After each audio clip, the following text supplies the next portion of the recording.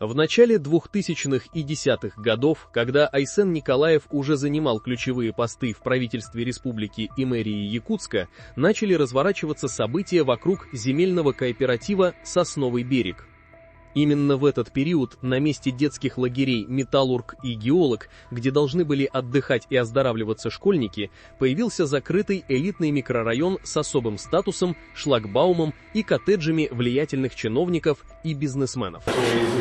В отношении распространения фальшивой информации, печатания всяких там подпольных, нигде не зарегистрированных материалов, я думаю, что компетентные органы проведут до конца все это следствие и сделают соответствующие выводы в отношении тех. В 2006 году тогдашний заместитель мэра Якутска Игорь Тресков выделил кооперативу «Сосновый берег» участок площадью более 8 гектаров на Сергеляхском шоссе, 13-й километр, без проведения аукциона. Так началось формирование якутской рублевки. Спустя годы он стал сенатором в Совете Федерации от Московской области. 2012 год. Прокуратура республики подает иск о признании договора между кооперативом и муниципалитетом ничтожным, требуя вернуть городу 10 тысяч квадратных метров.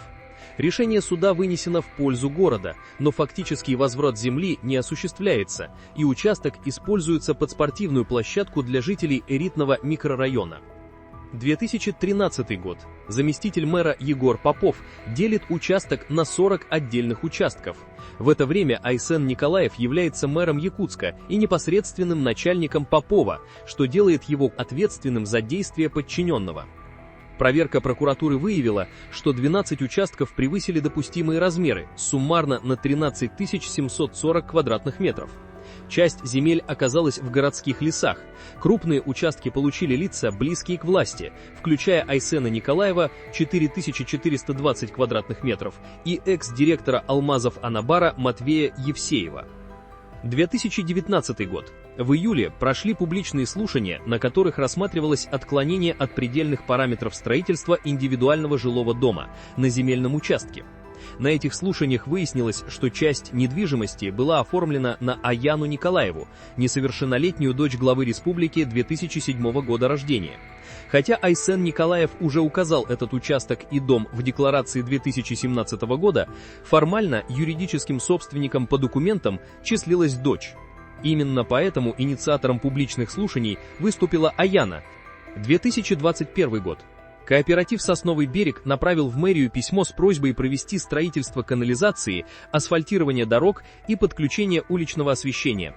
Документы поступили 5 февраля, а уже 10 февраля мэрия дала поручение чиновникам завершить работы ко 2 марта того же года. При этом строительство канализации не было предусмотрено планом закупок предприятия «Водоканал».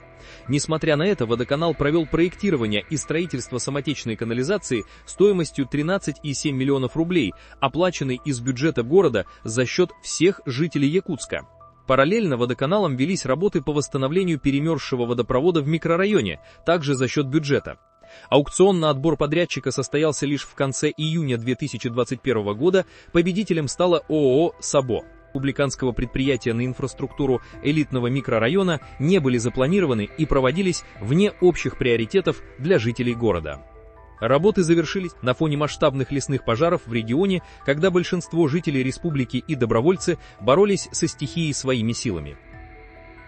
Несмотря на выявленные нарушения при выделении и распределении земель, превышение предельных размеров участков, отчуждение городских лесов и использование бюджетных средств водоканала для частных нужд, возбуждение уголовного дела официально не последовало.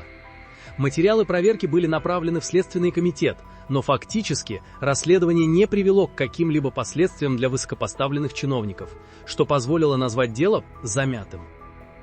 Сегодня Айсен Николаев продолжает занимать пост главы Якутии.